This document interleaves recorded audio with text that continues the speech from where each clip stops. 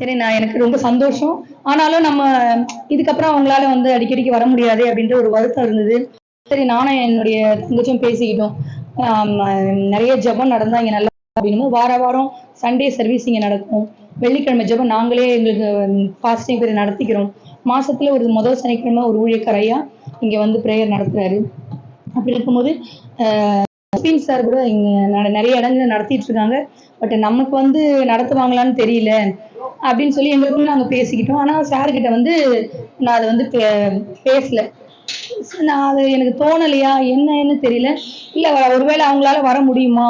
அப்படின்ற ஒரு சில கேள்விகளால நான் விட்டுட்டேன். ஆனா நாங்க என்னைக்கு பேசிட்டு அன்னைக்கு மறுநாளோ, சிஸ்டர் உங்க வீட்ல நம்ம ஹோம்ல ஒரு ஜெபம் வைக்கலாமே அப்படின்னு சொன்னாரு. சொன்ன உடனே எனக்கு ரொம்ப சந்தோஷம். எங்க தங்கச்சிகிட்ட சொன்னா அவளுக்கும் அதிகப்படியான சந்தோஷம். எப்படி நமக்குள்ள நினைச்சிட்டு இருந்தோம். ஆனா வந்து ஏசப்பா வந்து அந்த ஆவியானவர் ஒருவரேன்றத இந்த காரியத்தின் மூலமா நமக்கு வந்து உறுதிப்படுத்தியிருக்காரு. இந்த இடத்துல அவங்களோட டீம் மூலமா இங்க வருது. ஏன்னா எங்களுக்கு வந்து இந்த டீம் வந்தாலே ஒரு ஜாலி தான். அவங்க வந்தாங்க கலகலன்னு இருக்கும். ரொம்ப ஜாலியா இருக்கும்.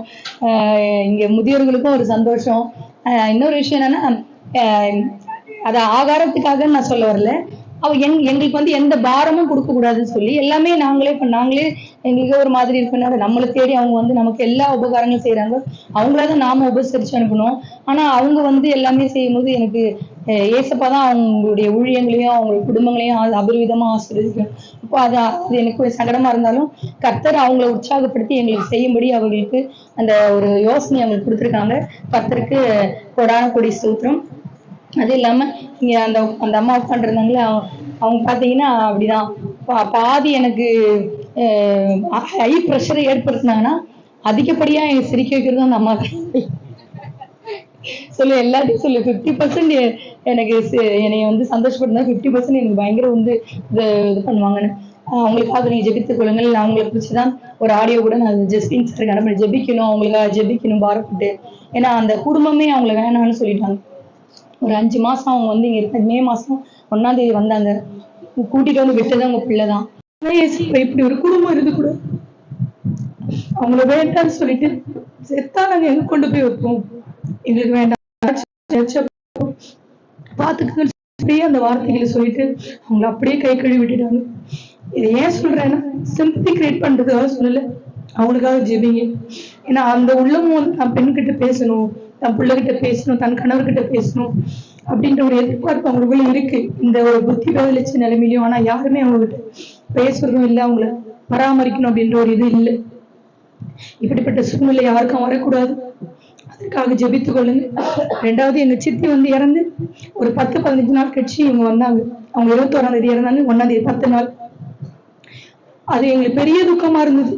ஆனா அது நாங்க மறந்துருக்கிறது இவங்களாலதான் எனக்கு தெரிஞ்சு.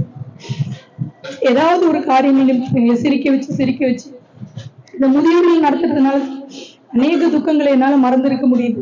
ஏதோ ஒரு முகத்துக்காக பெரிய இழப்புகளை வந்து நான் வந்து மறக்கணுன்றதுக்காக இன்னொருத்தர்லயே இந்த காரியத்தை எனக்கு கொடுத்துருக்கிறாங்க நான் நினைக்கிறேன். கத்துக்காம இந்த ஊழியத்தை ஆசீர்வதிக்கும். அது இல்லாம ஐயா சொன்ன மாதிரி 5 பேர் 6 பேர்னா நிறைய உதவி செய்யணும்னு வந்து போன் பண்ணி என்கிட்ட கேட்கறவங்க கூட என்ன பண்ணுவாங்க, எத்தனை பேர் இருக்காங்க கேட்பாங்க. 6 பேர் இருக்கிறாங்க, 5 பேர் இருக்கிறாங்க, நாங்க ஃபேமிலியா இங்கதாங்க இருக்கிறோம் அப்படின்னு என்ன பண்ணுவாங்க. அப்படிங்களா, நாங்க ஒரு 20 பேர் 30 பேருக்கு செய்யலான்னு பாக்குறோம் அப்படின்னு சொல்லி போன் வச்சிருவாங்க. ஒரு சில சொல்றேங்க, அப்ப எங்களுக்கு வருத்தமா இருக்கும். நானும் என் தங்கச்சி பேசி 5-6 பேர் இருக்கும்போது செய்ய மாட்டேங்கிறாங்க, ஒரு 10 பேர் இருந்தாலும் செய்வாங்க அப்படின்னு சொல்லி நாங்க பேசிப்போம். ஆனாலும் அந்த 6 பேருக்கு செய்யறதுக்கும் ஒரு சில ஆட்களை ஏற்படுத்தி இல்லைங்க பரவாயில்லைங்க 6 பேரா இருந்தாங்க நாங்க செய்யறோம்னு சொல்லி அந்த அது போல உள்ளங்களே ஆண்டு எனக்கு அநேக நேரங்களை ஏற்படுத்தி கொடுத்து இந்த இடத்துல வந்து உதவி செஞ்சிருக்காங்க. கர்த்தர் இந்த சூழ்நிலை எல்லாவற்றையும் மாற்றி நிறைய பேரை நாங்க நடத்தணும்னு நினைக்கிறோம். அதுக்கு உண்டான பொருளாதார சூழ்நிலையும் இடமும் எங்களுக்கு எல்லாமாக்கி கொடுப்பாரு. நாங்க விசுவாசி ஜெபிச்சுட்டு இருக்கோம். எங்களுக்காக ஜெபிக்கிற எல்லா குழுக்களுக்கும் கோடி நன்றிகளை இயேசு கிறிஸ்து நாமத்தினாலே நான் சொல்லிக் கொள்கிறேன். இந்த இடத்துல இந்த நேரத்துல இதை நான் பகிர்ந்து கொள்வதற்கு கர்த்தர் இந்த ஒரு தருணத்தை ஏற்படுத்தி கொண்டதுக்காக கொடான கொடி ஸ்தோத்திரம். இங்க இருந்து நாங்க செங்கல்பட்டுக்கு வரதுக்கு ரொம்ப கஷ்டப்பட்டு வந்தோம். அங்க இருந்து தேடி இங்க வந்திருக்கிறாங்க. அதற்காக அவங்களுக்கு மனதார நாங்க நன்றியை செலுத்துகிறோம். எவ்வளவு கஷ்டம்னு எங்களுக்கு தெரியும். அதனாலதான் அதை நான் பகிர்ந்து கொள்கிறேன். கர்த்தர் தாமே உங்களை ஆசீர்வதிப்பாராங்க. கொடான படி ஸ்தோத்திரம்.